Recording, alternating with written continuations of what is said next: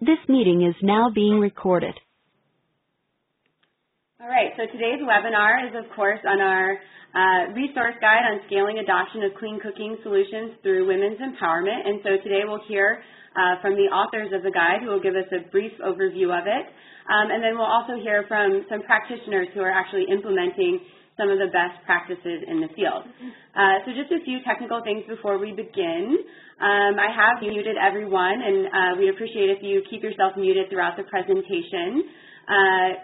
There will be time for questions at the end, and we do ask that you keep your questions until then, and that you submit those through that instant messenger or chat function, which should be in the bottom left-hand corner of your screen.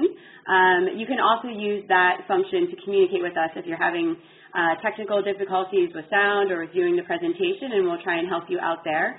And then, of course, if you do have a burning question during the presentations, you can enter it there, and we'll try and answer it if we can. Other than that, I think we'll go ahead and get started. And so with that, I'll just pass things off to our Program Manager for Gender and Markets here, Corinne Hart, to get us started today. Hi, good morning, everyone. Thanks for joining this webinar.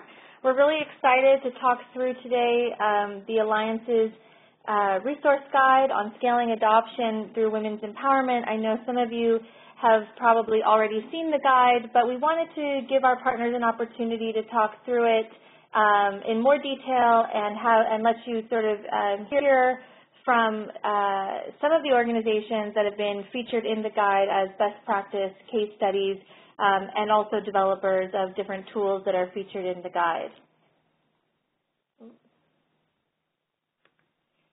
So I think that it's pretty well known that the clean cooking sector is obviously a sector that is very dependent on understanding gender dynamics, and that women are very critical to the success of all of our work around adoption of clean cooking solutions.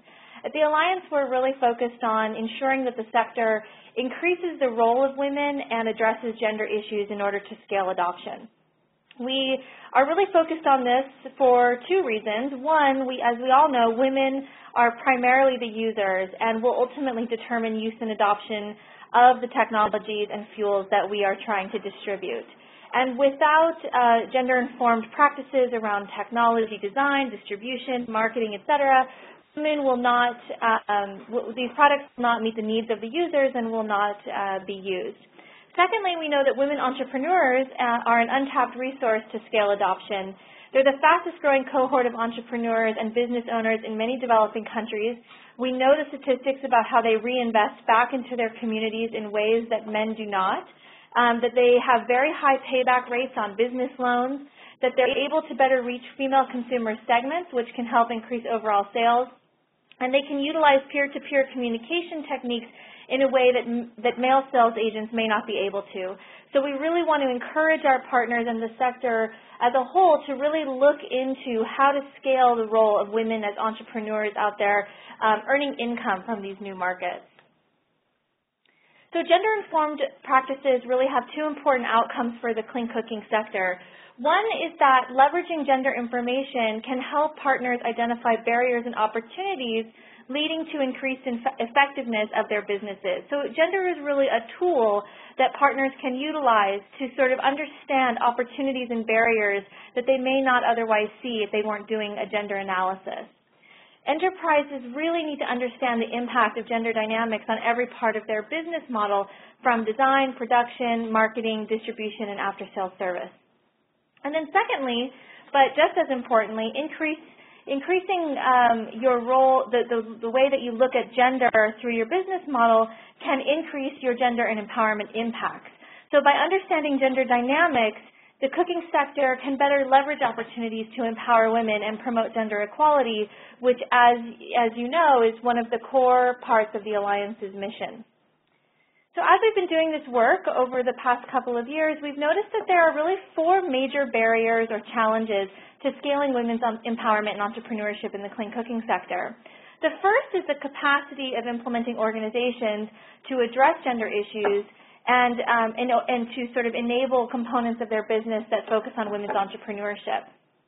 The second is really the evidence that's necessary to demonstrate to market-based models that this is something that they should really be investing in.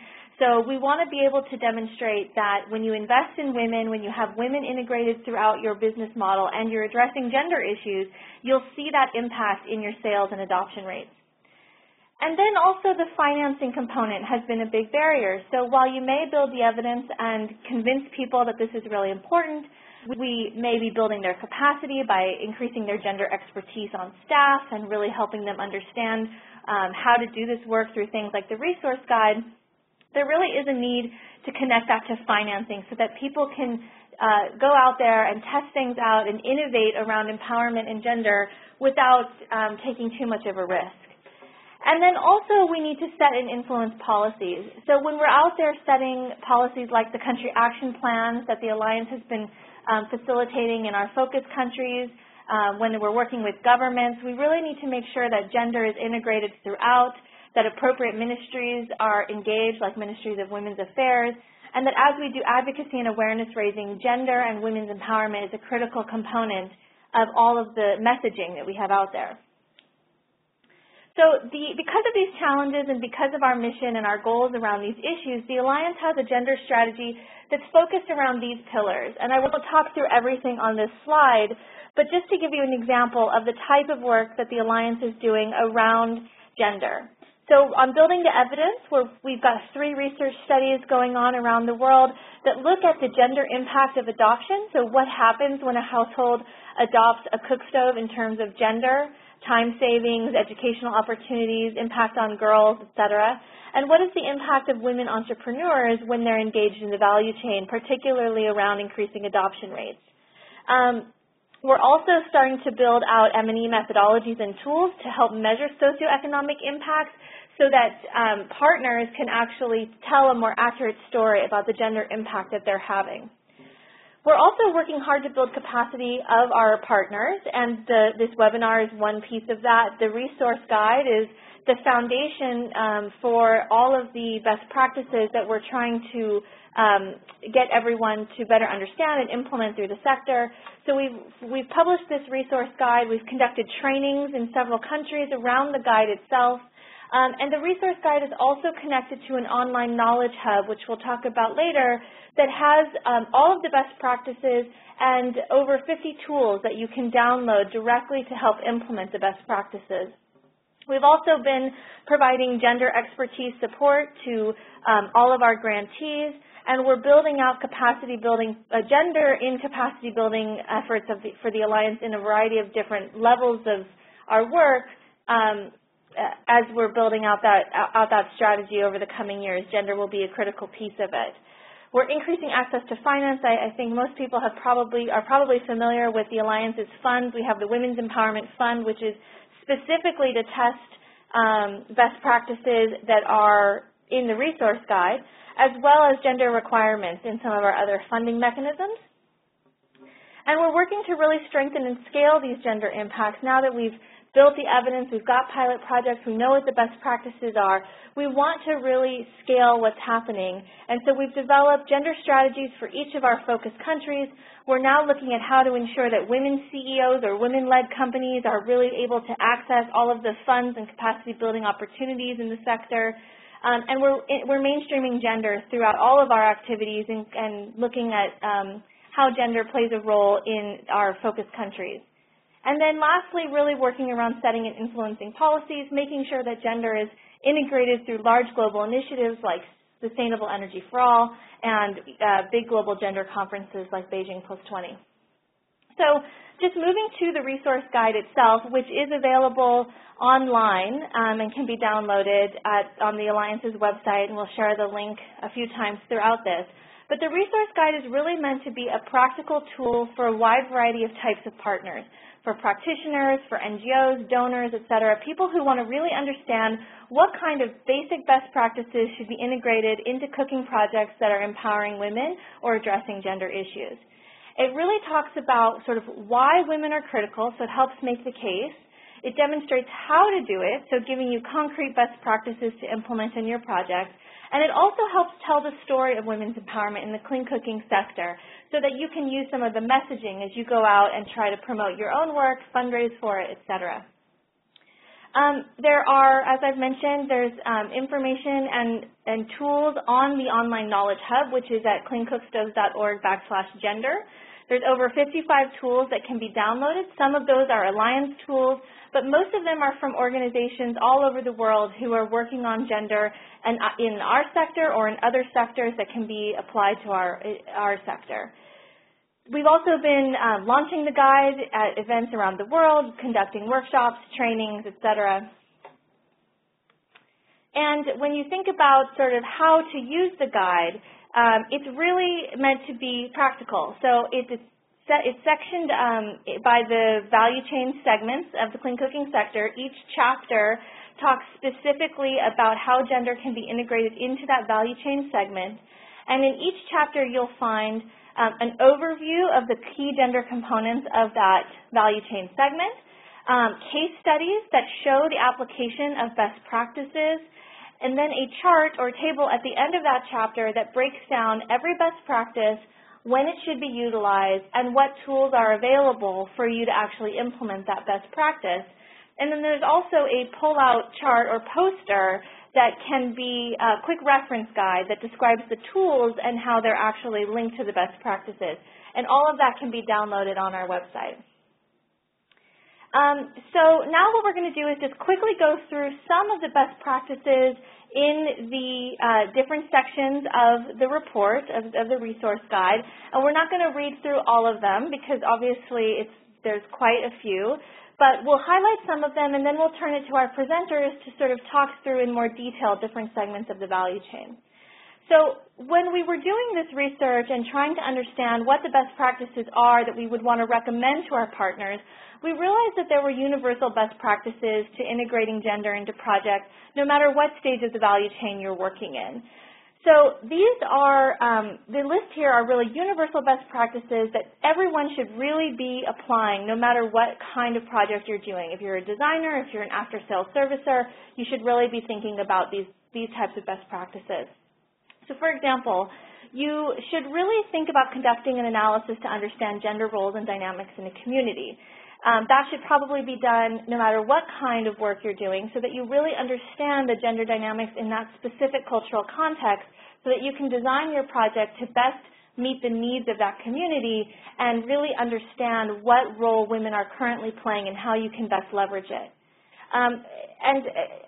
You should really have a strategy to engage men. That's really, really key when we talk about gender. We're talking about men and women. And Sheila from Energia will go through this a little bit more, but when we are talking about gender strategies, we're really talking about how to engage men and women, and that's why it's really critical to understand the gender dynamics first before you design your strategy.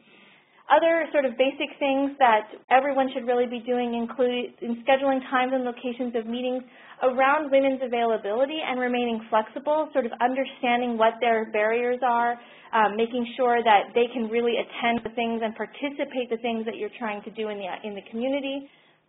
Building strong local partnerships with organizations that are women's networks or that are community leaders that really can link you into the community. And then conducting gender-sensitive trainings on relevant topics. And there are tools specifically on the Online Knowledge Hub that help you understand the difference between a training and a gender-sensitive training to ensure that you're reaching your women beneficiaries. So now I'm going to turn it to my colleague, Genevieve Smith. She's the co-author of the guide, and she's going to talk through the product design component of the resource guide. Hi, everyone. So just to get going with product design, it's very critical to engage women in product design, in particular when we're talking about the cook stove value chain. As women are the household managers of energy and the users of cook stoves, it's women who ultimately decide whether they're going to use the technology. Engaging them and having their input in product design ensures that the technology is culturally appropriate and viable for the target area and can therefore enhance long-term adoption. In the resource guide, we have 2 case studies under product design. Those are for EcoZoom and Potential Energy, 2 of the Alliance's partners. And there's 6 identified best practices. One crucial best practice is to conduct gender-sensitive household questionnaires or surveys, as well as to have one-on-one discussions with women. It's critical to get their feedback and have a baseline understanding of their needs. Observing women cooking on both their traditional cook stove and the improved cook stove model can help inform designers of what is needed. And finally, cook stove field trials is another strong example where women play an important role, where they have the opportunity to test out the technology for a longer period of time and can provide structured feedback on its design to therefore iterate upon the original cook stove model. As Corinne mentioned, there are tools for each best practice that can be found in the Gender Knowledge Online Hub. One example of a tool that can be found is a gender-sensitive household questionnaire. So I'd urge you to go to the website that Corinne mentioned earlier to be able to access some of these tools. I'm now going to hand it back to Corinne to talk about women in production. And Genevieve and I are just going to go back and forth so you don't have to hear me talking the whole time. So for women in production, I think that it's clear that there are livelihood opportunities that can be created through production and assembly of the technologies. And oftentimes women are already working in the sectors like ceramics where you can leverage their skill set to actually help with some of the production of your technologies. So some of the best practices that we see in production in order to ensure that women have a role and that they are having opportunities to earn income is to integrate livelihood opportunities for women in manufacturing processes that involve producing components locally. So for example, if you have a clay liner, really targeting women in the community to produce those liners even if you're importing or shipping in other components, or if men are doing other pieces of it like the metalwork. Working with women's groups or creating groups of women on your own in order to scale efforts, build capacity, and provide a support system. You'll find that throughout the guide, working with women in groups is one of the best practices that's integrated throughout because it really provides a support network for them. They're able to access finance potentially as a group, and you're able to sort of set up mentor relationships and build their own capacity as they build out their careers around this sector. And then providing training on quality assurance and quality control, providing production manuals that they can understand, so really understanding literacy levels and ability to internalize that kind of information, and have that training to be ongoing so that the women are able to consistently keep up the quality assurance and quality control components that we know are really critical when you have stoves that need to perform in the field.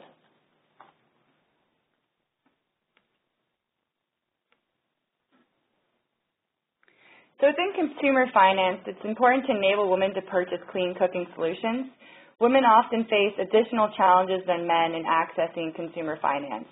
So consumer finance specifically geared to women can help them to purchase expensive products and have better quality options. Jen Swaddell of the Alliance will explain this further a bit later in the webinar and delve into some of these best practices. The case studies in the resource guide are Jagriti, Sewa, and Potential Energy. We have 5 best practices that we've identified, including educating women's groups on how to access consumer finance as a group. Women can pool finances or resources together, and that will enable them to purchase products. One example of this would be a merry-go-round finance product, for example. Women often need flexible repayment plans, micro-consignment, or rent-to-own schemes, where they can pay back the product over time or in small amounts. Money management and saving trainings can be especially important when employing this specific practice. An example of a tool here would be a training guide on specific money management and savings guides. There is a longer training guide of about 80 pages of GVEP that can be found online for this.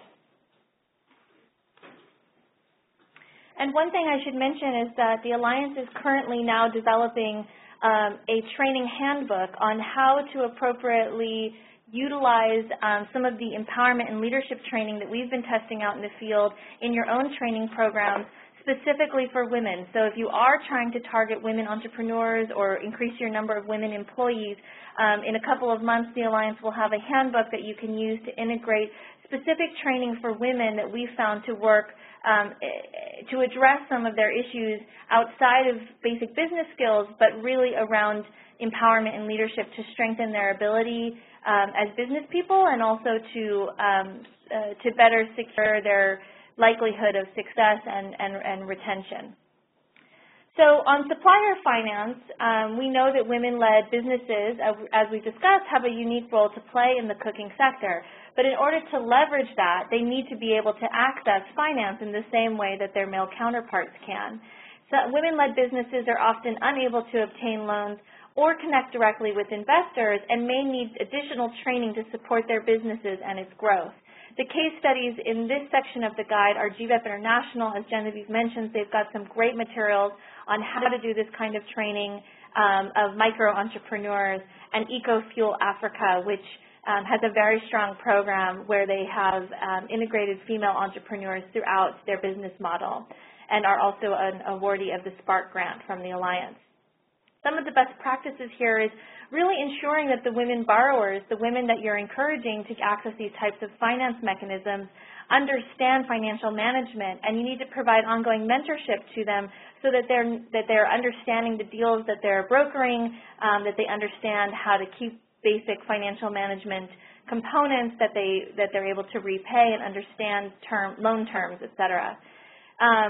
When working with financial institutions, you may need to do education with them to understand how their mechanisms may be excluding women. So really understanding how their mechanisms are currently working and who they're reaching, and if they aren't reaching women entrepreneurs or are excluding women energy entrepreneurs specifically, you may need to conduct education and advocacy to ensure that they're lending to the people you're trying to support.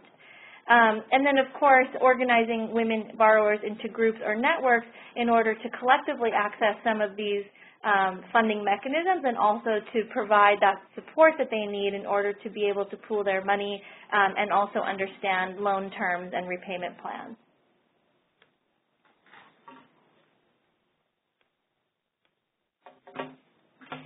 Women can scale distribution as they have access to hard-to-reach households and also female networks.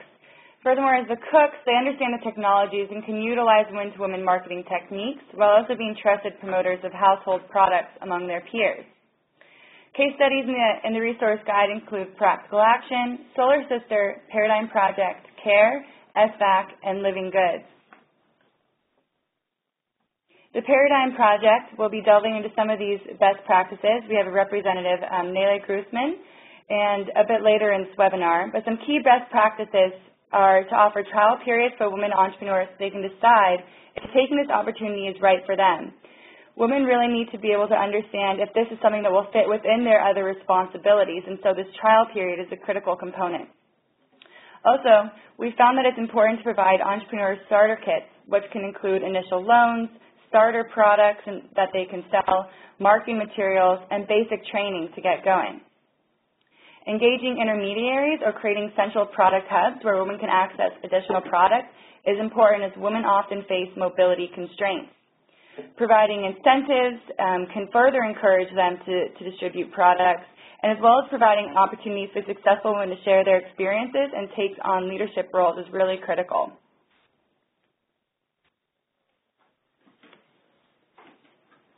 And then, of course, we all know that after-sales service is really critical in our sector and with the work that everyone is doing. And women are really well positioned to ensure the proper maintenance and care of the products that you are selling. So we really encourage our partners to understand the role that women can play in the after-sales service. They're in the communities, they have access to the users, they have relationships with the users, so they really are sort of a good opportunity for you to leverage that woman-to-woman knowledge transfer. Particularly in conservative communities where men are not as easily able to access the insides of homes and that kind of thing, women can play a really critical role here. In the guide, we have case studies here that look at the best practices from the organizations SURE, Grameen Shakti, and Setisol.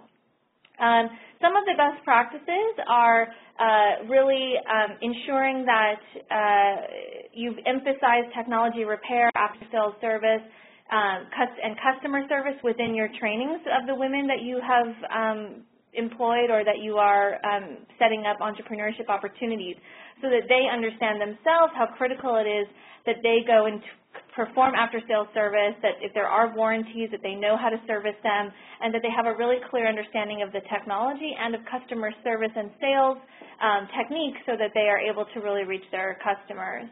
Again, the central hubs where perhaps the distribution point can also serve as hubs for maintenance, and they really need to be in locations that women can easily access, or that you've got a system set up so that if women aren't able to access those because of transportation limitations, that there is some kind of system that you've set up to not accidentally exclude women from that opportunity because of the cultural norms that they may be fighting against. So now, and there's again the website so that you can find all of the tools if you want to download them, plus the resource guide. So now what I'm going to do is I'm going to turn it over to Sheila Aparocha, who many of you probably know. She's the Network Coordinator and Program Manager of Energia. Energia is sort of the premier organization working on gender and energy and has been doing so for many years. And one of the things that we think is really critical is that as partners try to integrate gender into their work and scale up their women's empowerment interventions, that they have a basic understanding of gender. What do these terms mean, gender, empowerment, et cetera? What are the critical areas of gender dynamics that you need to understand? And so Sheila's going to talk us through a little bit of a Gender 101 of key definitions and terms, sort of knowing that this is just a taste of the kind of information that you can get, particularly from a lot of the great tools that are on our website that Energia themselves have created, and also is something that can go into much more depth with your staff if you wanted to have these kinds of trainings or build your capacity in this area. So Sheila, over to you.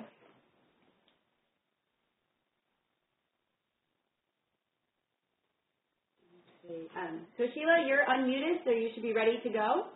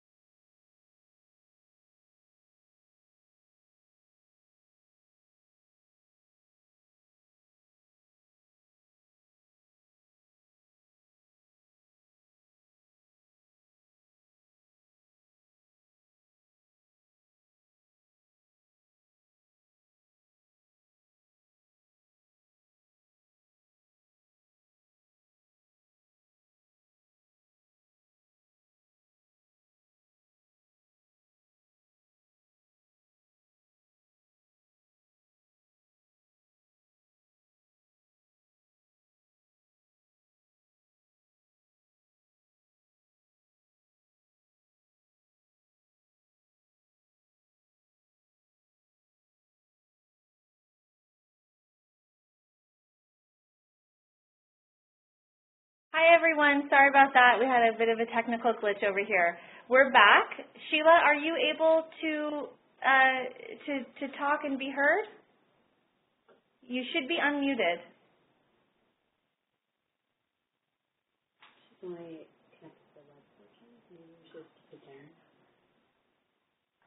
Okay. Sheila, I think that you're only connected to the web portion, so you may need to call in through your phone in order to be able to speak. And while maybe you're figuring that out, I'm going to turn it over to Jen Twiddell. And Jen is the manager here at the Alliance for Finance and Investment. And what she's going to talk us through today are some of the basics around consumer finance and the gender components of different types of consumer finance mechanisms and sort of show you how applying a gender lens over your normal sort of approach to something can identify opportunities and barriers for both women and men as you look at different options. Over to you, Jen. Thanks, Corinne. Great. Hi, everyone. I just wanted to start with a definition of consumer finance. I think it's always important to make sure we're talking about the same thing.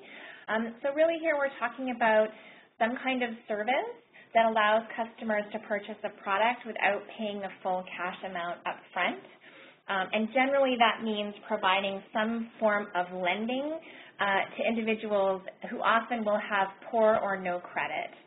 And in the case of consumer financing, typically the institutions that are providing these type of loans tend to be those, not the traditional banks and other financial institutions, but non-bank financial institutions, and often also companies or individuals maybe playing some kind of role.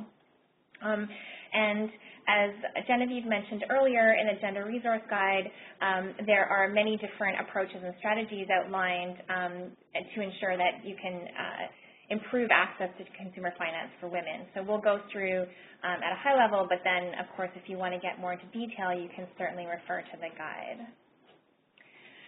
When we talk about consumer finance, we talk about products and delivery models, and it's important to differentiate between those two.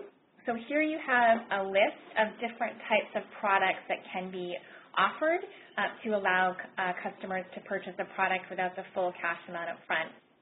So one is a layaway or savings plan, which generally means that you are making payments prior to receiving the product, and similarly to pay-as-you-go plans. So otherwise, you also can have pay-as-you-go, so you receive and then make some payments, microloans.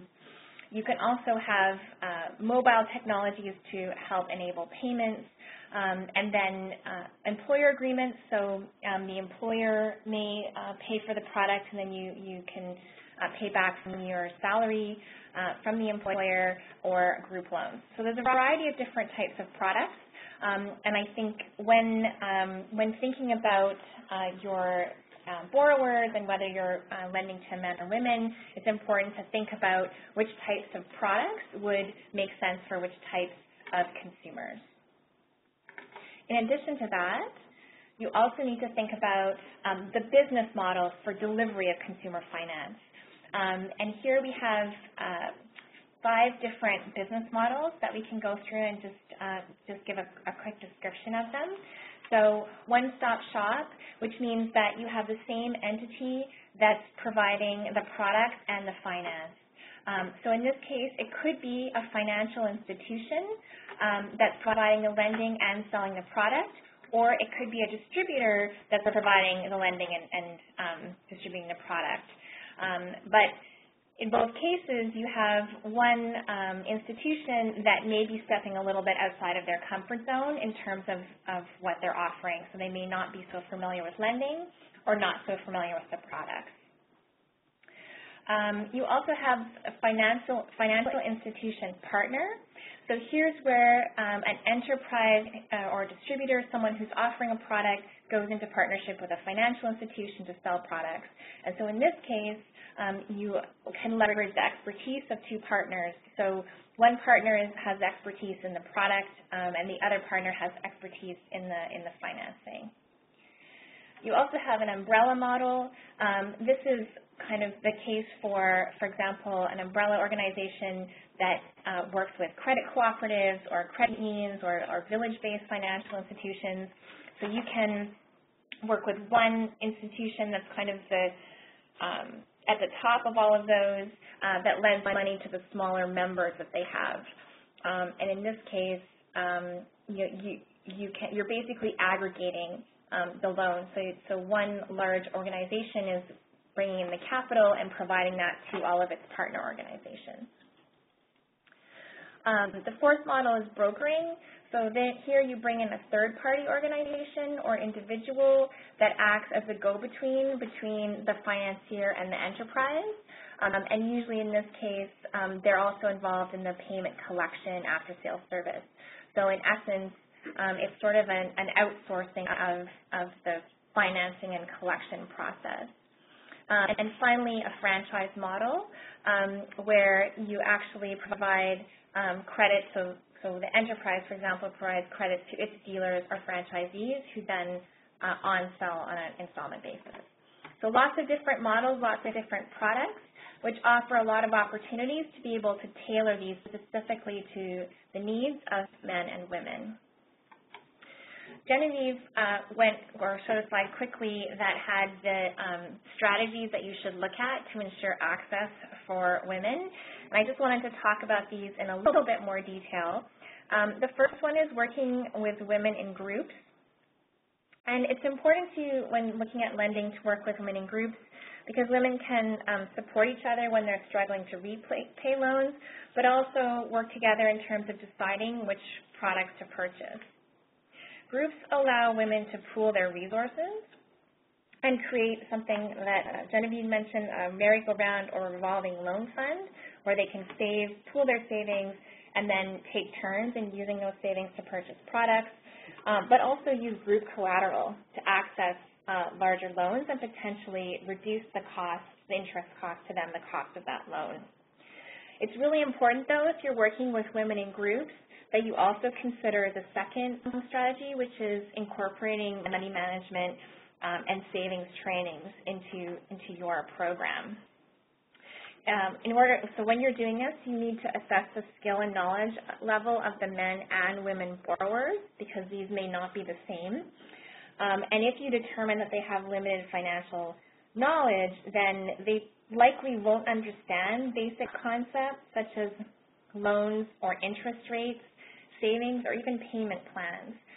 So in order to ensure the success of your program, it's important that the borrowers understand the basic elements of these things, and assessing whether this training need to be provided is critical. If you do assess this and provide ongoing support for savings accounts and training, then both men and women will be better able to pay back their loans, purchase additional products, and save for other things. So it's in the best interest of both the enterprise, the company that's providing the products, as well as any financial institution or financial partner, if that's relevant, to make sure these things are in place, because actually it ensures long-term growth and viability of both sides of the equation there. The third best practice is developing credit and payment plans that are suitable for women. And so in doing this, you need to think about the income and cash flow that women have, and that helps you design what your repayment plans might be, as well as what types of products you might select. So thinking about how you adjust payment schedules or repayment plans, or what opportunities you provide to take out additional credit, will all be reliant on understanding this idea of cash flow income that both women and men face. The fourth is offering direct access to credit. And so often women need additional support to access finance, so they lack collateral or credit histories, and often financial institutions are unwilling or hesitant to loan to women. And so you need to think very carefully about the entity that would best suit the needs of women borrowers and understand those customers. And this leads on to the last one, which is making sure that you conduct trainings and raise awareness within financial institutions on energy products and working with women. And this is particularly important if you pick a model where you actually have to work in partnership with a financial institution, or if it's the financial institution itself that's offering the one-stop shop, to think very carefully about what additional training you might need to offer to those who are overseeing the loans, to make sure that they take into account the needs of women and make sure that they offer the right products and services. And really quickly, I think I'm kind of at my time, so just quickly on the last slide to show you, here's one-stop shop and some of the benefits and challenges of one-stop shop. and how you could layer a gender lens on top of that to think about what are some of the gender aspects of this. And this ties it both into the best practices and then also thinking about how you can apply them to some of the business models. And this kind of thinking, I'll let people read it, but this kind of thinking is really critical and goes back to what Corinne had pointed out at the very beginning, doing a gendered analysis and thinking through how each decision that you make and how you structure your products and services will affect women and men, and how you would then structure them so that they'll be most successful and most relevant to those users.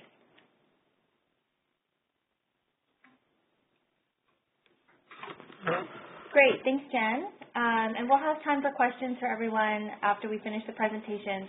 So I think, Sheila, we have you now, so I'm going to turn it over to you to talk about some of the core basics of Gender 101. Hello, this is Sheila. Can you hear me? Yes, we can hear you. Yay. Okay. Well, it's great to be able to join the webinar. And Energia continues to really enjoy working with the Alliance in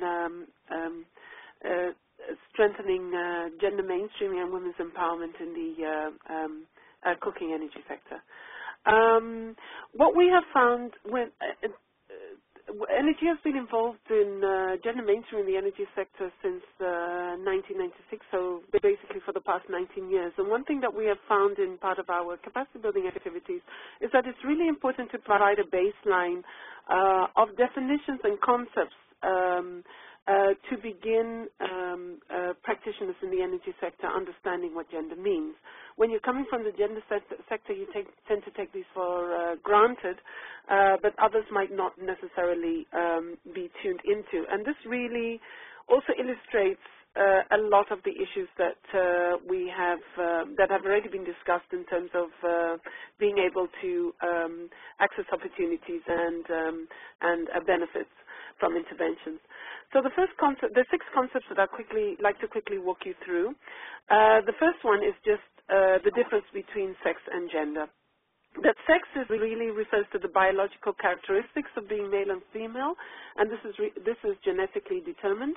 So an example of this is, for instance, women give birth to children, and men tend to have beards on their face, or much more facial hair. And this is quite different from gender, which really refers to the expectations and the roles that are assigned to an individual based on the fact that you're either a man or a woman. And what we find is that gender is not static, that your identity of being a male or female can change based on your socioeconomic status. So you find in certain areas you can, maybe if you're richer, you tend to be a breadwinner. If you're poorer, you might have a specific role. It also changes in terms of age, education, ethnicity, and religion. The good thing is that gender can change. It's not fixed. And so you can do something about it if you find that gender tends to, issues around gender tend to be a hindrance. The other concept that I'd like to share is gender roles. And these are really the responsibilities that are assigned to you based on the fact that you're a man or a woman. Once again, these are not fixed, but you find probably women tend to be tend to take care of homes, and men might be viewed as breadwinners. You might, there is an English saying, when I was at school, our teachers always used to say, a woman should be heard and should be seen and not heard, whereas there might be an expectation that a man might be allowed to be more physically active or maybe a little bit aggressive, and that is acceptable. And what we find is that these gender roles also have an implication on the types of task and work that men and women do. And this goes into another concept, the productive and what is called productive and reproductive work. So reproductive work tends, reproductive work refers to domestic tasks that are undertaken in caring for family and well-being and children, whereas productive roles are really linked to abilities to, earn or generate an income, either in cash or in kind. And if we link it to the cooking energy sector, then you find that women tend to be more responsible for cooking and for collecting fuel wood. This is not to say that in some cultures men do not do that, but you find women tend to predominate that, and this is also intergenerational. So if a mother is not able to fulfill this task, it will be her daughters that will be asked to take on this task. Whereas you find a lot of men tend to migrate. And there might be generalities, but I'm just using it for the sake of example, would migrate to urban areas to earn an income because they're considered the breadwinner. It's not that women, as we've heard, women are also engaged in productive activities. These tend to be more home-based and much more closer to their families and also in the informal sector. But the productive activities that men tend to be engaged in are more formalized and much larger. The third concept that I would like to introduce is then access to and control over resources and benefits, and we've heard a little bit about this. Access to really refers to the ability to use resources, and including resources being energy, but you also have others. We've talked about credit, labor, information. Control is really the ability to be able to make decisions about the use of those resources. And this goes even further, not only to resources, but the benefits that are gained from these resources. And I'd just like to give a concrete example from Kenya, where we find women are able to use land, so they can farm, they have user rights, they're part of a family, there might be a wife, and they're able to have their own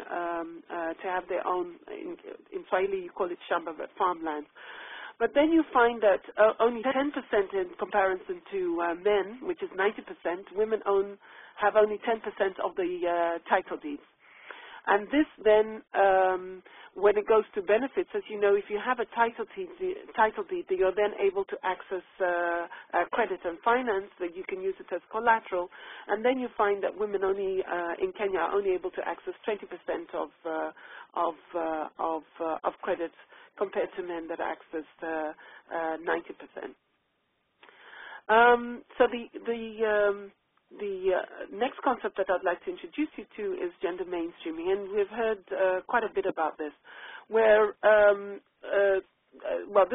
these are some of the strategies that were identified coming out of Beijing on how to systematically integrate the needs and the priorities and interests of both men and women at all levels. So whether we're talking at the policy level, the program level, project level, and also particularly in legislation. So gender mainstreaming is really a strategy where you, within your design, in your implementation, your monitoring and your evaluation, you really try to take into consideration what are the concerns and needs and experiences of both men and women. So you differentiate. There is a difference between gender mainstreaming and another approach that is used, which is called a targeted approach, or before it used to be called a women's only approach, where you do find situations where you find that the gender inequalities are so drastic, the differences between men and women are so drastic that you will want to have a targeted approach to try and address women. Right now there's a big campaign, for instance, about gender-based violence and really trying to target that, Nigeria being a case in point, really trying to target interventions to specifically focus at an issue that you find is more concerned with women. But gender mainstreaming basically are looking at equal participation of men and women within interventions. And to be more practical, and we've heard this about financing. If you're looking at gender mainstreaming, for instance, in a program, you're basically going to follow the program cycle, and you're going to say, do you have clear gender goals and objectives? Have you allocated resources to support gender activities? have you got gender-sensitive indicators to monitor the impacts and the progress that you're making on how your interventions are impacting both men and women? Are you reporting on the gender impacts? The last concept that I'd like to share is empowerment. And this is really transformation. So you've done your gender mainstreaming, you've had a targeted approach, but how is this really transforming the lives of both men and women? And by transforming the lives of men and women, we're really talking about allowing men and women to be more self-reliant, to be able to make decisions about and take control about of their own lives. And this is the different definitions of empowerment. So we have economic empowerment, and we've heard a lot about the financing, increasing skills and income. But there's also political empowerment, increasing the opportunities for women to actually participate and in spaces where decision making is made, but do this in an effective way. So in your groups, we talked about having the group scenario. In the group scenario, yes, it's not a question of just counting the number of women are there, but how effective are women participating in the decisions? Are they in the committees? Are there issues really put on the agenda and taken into consideration? Do they have influence on how the money is distributed within different groups and institutions? I'm going to end there. Thank you very much.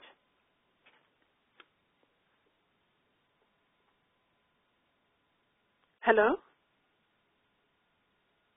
Hello? Hello? Oh, okay. Hi. Sorry, I was muted. Okay, sorry. So, thanks, Sheila. That was really great presentation. And again, we'll do some Q&A at the end, but I'm going to turn it to Nela Grossman now, who is the Monitoring and Evaluation and Market Research Coordinator for East Africa of the Paradigm Project. And she's going to discuss, the Paradigm is a case study that's featured in the resource guide, and they are applying some of the best practices around distribution and after-sales service. So she's going to talk through sort of a real-life example of how they are working to include some of the best practices and address gender issues and empower the women that they're working with in their model. Some of the best practices that they have been utilizing include creating selection criteria to identify the most effective type of women to be working with as employees, conducting business-focused trainings with customer service emphasis and after-sales support, using gender-informed marketing messages to ensure that they're reaching both women and men consumers and users, and providing warranties with women as some of the after-sales support servicers. So, Nela, over to you. Hi, everyone. So, as Genevieve said, I'm Nela Grossman. Oh, sorry, that was Corinne. And yeah, just going to walk you through some of our sales and distribution methods and how we're incorporating best practices in gender. So just a quick introduction. I always make this distinction. I get asked a lot, what's Paradigm, what's EzyAgent? So the Paradigm Project is a social venture company founded in 2009. It started in 2010 with operations in Kenya, focusing mostly on wood stoves, and we developed a carbon asset here. It co-founded EzyLife in 2013, EzyLife being the more consumer-facing brand, really. EzyLife's mission is to improve the lives of rural and low-income families through the sale of high-quality, life-enhancing products. Not limited only to energy-efficient products, but we're also looking at seed inoculants, water filters, etc. Next slide. So our sales strategy, it's mainly been bulk sales to partner organizations. These are usually financial institutions, such as microfinance organizations, savings and credit organizations here in Kenya, which then are able to provide credits to their members to be able to get the product in an affordable way. But the actual customer interfacing is done by our EzyAgents. So EzyAgents are our sales staff who are on our payroll. They're highly trained, they're well compensated, they are highly branded and equipped. They usually have a motorbike and different ways to actually transport the product. Their main job is to work on the marketing, the sales, really being directly involved with customers. They're community-based in that they are from that region or community, but they're mobile enough to move around and, not stuck to a certain village, but they can go around a larger area, really. So in the EzyAgent program, we were fortunate enough to get the Women's Empowerment Fund grant from the Global Alliance. This has enabled us to hire additional women. We previously had difficulty recruiting and retaining female EzyAgents. There was some staff bias, there was some cultural bias as well to women riding motorcycles, and we didn't have a streamlined recruitment process in place. So what this grant has allowed us to do is really to work on streamlining that recruitment process. We have developed basically like a template for using personality test-based recruiting. We're using a certain personality test called PDP, which stands for Professional Dynametric Programs. You can look it up online. It's very, very accurate. So what we've done is we've developed amongst ourselves, we've looked at our most successful EzyAgents and we've developed some criteria which we then measure new against. And this is also going to help us to see, what type of traits should female EzyAgents have to be able to be successful and retained in the program. For training, the EzyAgents get a lot of training. They are heavily trained on customer service, making sure, customers king, all of that, providing the best possible customer experience. Of course, in-depth product knowledge on the various products we sell. They learn all about planning and how to really organize their schedules and, get to the result they want using a plan. They handle sales management and sales registrations. We collect the registration information for each product we sell. So this is partially for carbon purposes and partially for our internal customer satisfaction analysis. And they also deal with any after-sales warranty servicing. So when it comes to gender-informed marketing, there's 3 main points that I'll highlight that we've learned. Number 1 is that marketing appeals to the emotions. So what EzyLife tries to do is to make it its business to appeal to the desires and aspirations of women. So that means coming up with products that are not only efficient, but also very beautiful, modern, trendy, and aspirational. This is really something that women will go for, more than just the savings pad or the reduced amount of smoke. So when we think of our typical customer, it's a lady either in the rural area or in the lower income urban area, like this one. And that would be one of our typical consumers. But we found when it comes to actually marketing the product, it's more effective really to promote the product as more aspirational, because everyone wants to improve their standard of living. So when they look up and find, middle income households using this product, which they do, right? It also becomes something like, oh, that's also something I want. Why? Because it's now become an aspirational product that fits into the lifestyle they want to have, they see themselves having in the future. Number 2, we prioritize women as our top customers.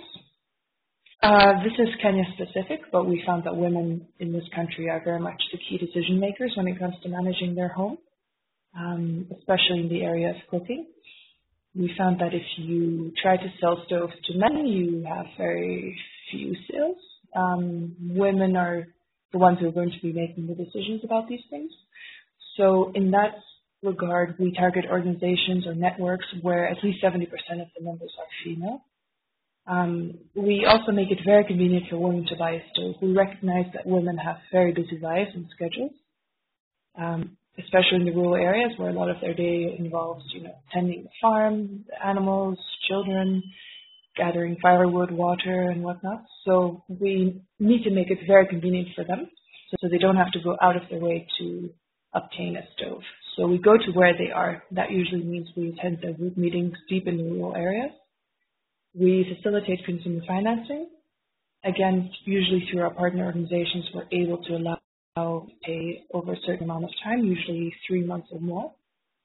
And we deliver the product directly to them. That means there's no central pickup point, but we actually bring it to where they are. All of this increases our transport costs significantly, but we do find it very beneficial, and women really appreciate these efforts. So here's one of our sales team in a very rough area. And these are some of our demonstrations with the EzyStove. So point number 3 I wanted to make is after-sales service and support is very important. So each EzyAgent leaves his or her contact so that whenever the customer has a question or a problem or something isn't clear to them or isn't working for them, they can call them, and usually we can, the EzyAgent can fix it for them, help them out over the phone, or actually go and visit in person. We also complete customer service calls on 10% of our sales. That's a random selection. It's equally important for us to see how our EzyAgent is doing because we ask them to rate their experience with the salesperson, etc. But it's also really great to get product feedback. We provide warranty servicing, so in case anything goes wrong within a 1-year period, they'll get a replacement stove.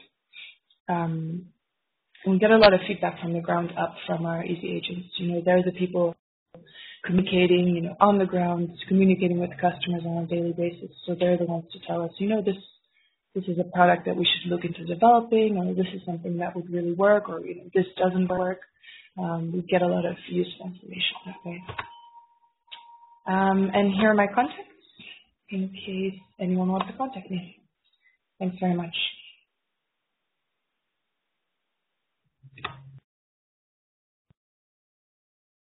Thanks, Nayla. That is a really good overview of a partner that's applying some of these best practices and really thinking carefully about gender and women's empowerment in their project or in their business. So it's really good to hear some real-life examples from how it's actually working on the ground. What we're going to do now is just open it up for questions or discussion. So the way that this will work is if you can type your question into the chat section on the webinar system, then we'll keep the participants muted because otherwise it will be too noisy.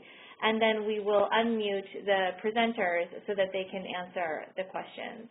So are there any questions or points of discussion that people would like to bring up on any of the topics?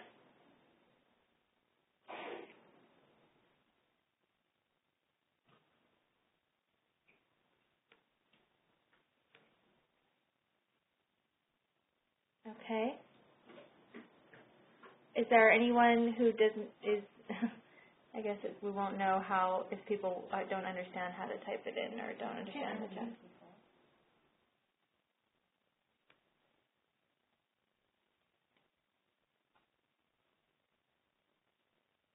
Okay. Well, maybe while people are thinking of questions, I'll throw one out there. I think it would be really interesting, Sheila, to get your thoughts on how you would recommend.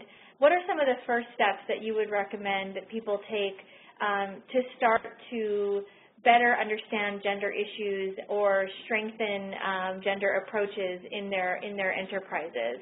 I know that reading a report like the resource guide is not always the most effective way to get started, and we did try to make it very practical so people could take it and apply it directly. But I'm wondering, since Energia has so many years of experience working in this sector, if there were some simple things or sort of basic things that you would recommend people do as a first step to start to enhance their gender components of their work. Hello. And just to say that I'm not connected to, I don't know, I have a problem with the webinar, so I'm not able to type in a question or anything. So I'm totally relying on you unmuting and muting me to be able to engage in the in discussion. Thank you for the question. Just very practically, what we have found over the years is, well, first of all, is just to start, when you become aware of this, they are, like you said, there are resources out there that you can access. But most importantly is really having someone within your team who understands these issues and can take responsibility for leading the projects and the teams or the organizations through it.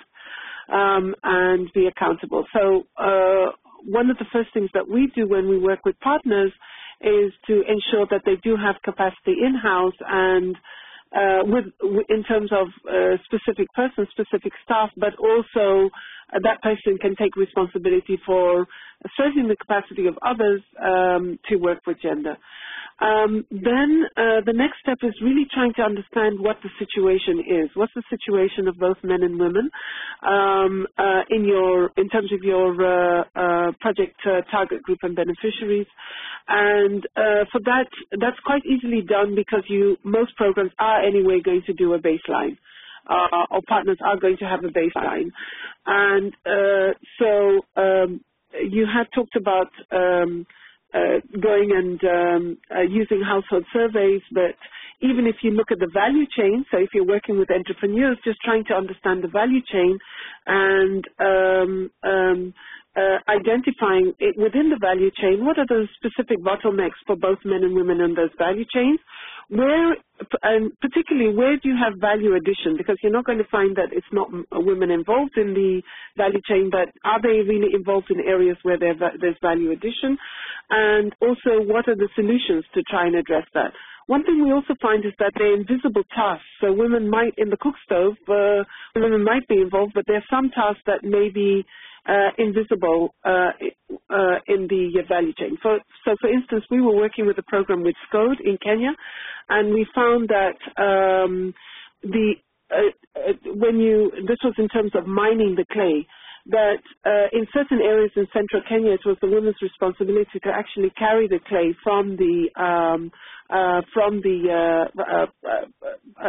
fields where they were mining the clay to the roadside where the clay is collected and transported. And actually, a lot of that task was very heavy labor, but it was sort of invisible, and it was very much family labor. And because women were very dominant in that, that's one area where you could actually make that, start discussing the remuneration. So that would be another. And then what we have found is also very key is really setting targets and indicators, so that as you're walking through your program, different people, whoever's acting within the organization, whoever's involved in your program or in your business, becomes responsible for delivering on gender targets and on gender indicators. And this becomes a routine performance indicator, not only for the program, but also for the individual staff members. And to have that reported and for people to be accountable for that. I'm just going to leave it at the program level. I'm not going to talk about policies and the rest. So I'll just end there. Thank you. Great. Thanks, Sheila. We just had another question come in from Seema Patel from the Alliance. She's the Fuels Manager, and she's asking, when looking at the value chain, what type of considerations towards the fuels are you looking at? Do you include questions related to fuels in the household surveys / focus groups that you conduct? I think, Nayla, maybe I'll turn that to you, since you're the practitioner here who's perhaps done some of these surveys, and then maybe Sheila, if you wanted to chime in afterwards around some of the gender connections with fuels specifically that maybe people should be taking into consideration. Nayla?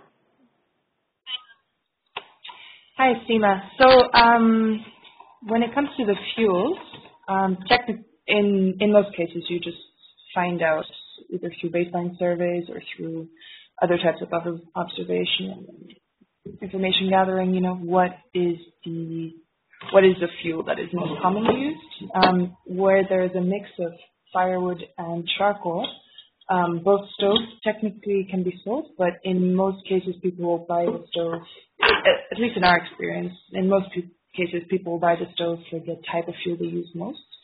So if someone is using firewood, 80, 90, 75% of the time, then they're much more likely to buy a firewood stove, even if they also use charcoal, as opposed to a charcoal stove. We do quite a lot of monitoring surveys, mostly for the carbon aspects of our project, upwards of 300 to 400 a year, and they're very in-depth, and a lot of this is covering all the types of fuels they use. So we have both baseline and project surveys to this extent. So we have a pretty good understanding of in which areas that fuels are being used and where we should focus our efforts when trying to promote a certain type of stove over there. I hope I answered your question.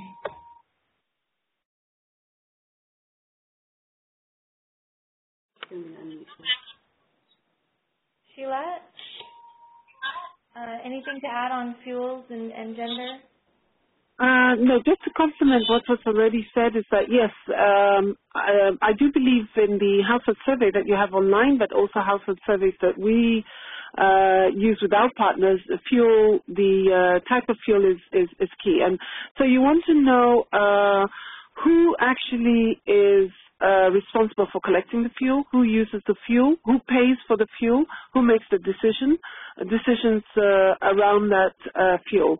And that one thing we have found is that depending on the type of fuel that is used and also the location, you do have gender differences.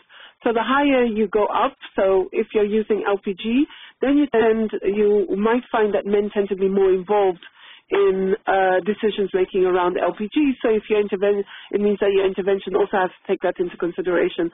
If your fuel is collected, even if you're using fuel wood, if it's collected rather than paid, there can be other issues around that. And fuel is definitely a critical issue that you take into consideration in the household surveys. It's then again just trying to disaggregate as to who is engaged in the fuel, who benefits, and who makes decisions around it.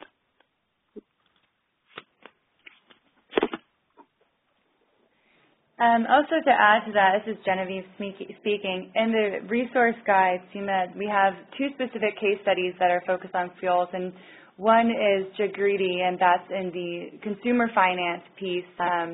And the second is EcoFuel Africa. And EcoFuel Africa works with women as distributors of fuel briquettes, and they have shops and utilize several of the best practices that are mentioned in the distribution section of the resource guide, such as equipping them with training specific for distribution and customer service, as well as entrepreneur starter kits.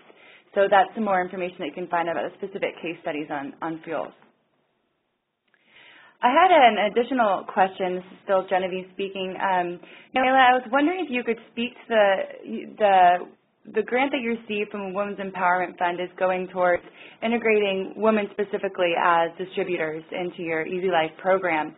And you still maintained a lot of the best practices. You're creating the characteristics around what kind of women are ideal for these situations, and maintaining the entrepreneur starter kits as well as the tiered system that you currently employ. Can you speak to any sort of initial results that you found of working with women as entrepreneurs, and any other comments that you may have with this integration into your program?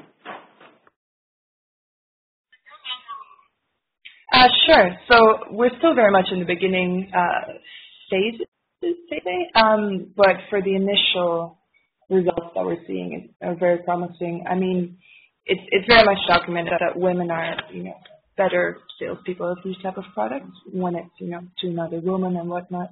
Our initial data is that the women are outselling the men, which is great. But again, this will just take some time. In terms of overcoming some of the cultural bias to women ride motorcycle. We brought this up in the interviews. We weren't going to necessarily push someone to ride a motorbike if it's against their will, but the women were all pretty positive about it, and now they are at the final stages of their driver's license classes, and they're all very much enjoying it and actually very eager to get their bikes. So it's actually very positive, but again, it's still the preliminary phases. Some of the things I think that women have an advantage over as well is just having that more sensitive touch to them, really, I guess. We do need to train them a bit on, being a bit more bold and, arranging meetings and whatnot, but it's going really well. And I'm looking forward to seeing the results of the paper. Great, thank you, Nayla.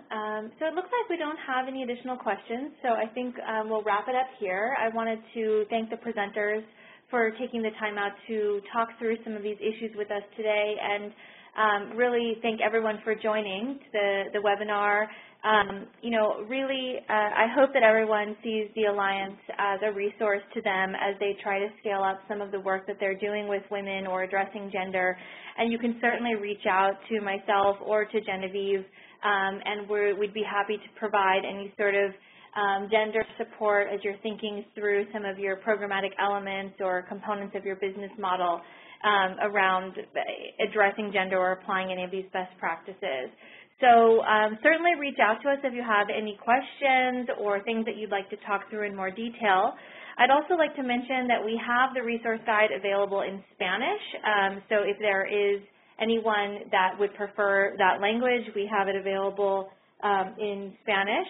We're having additional trainings, in-person trainings on the resource guide. The next one will take place in Peru during the Latin American conference that's being organized next week. And so that's an opportunity, and then we'll be having additional trainings as the Alliance, is in focus countries and is convening groups together. We try to layer on training around the guide. So if you're interested in those, let us know, and we'll make sure you're informed about that. Also, we have hard copy of the guide. I think it's a document that is a bit more easy to use and understand by having a hard copy version of it.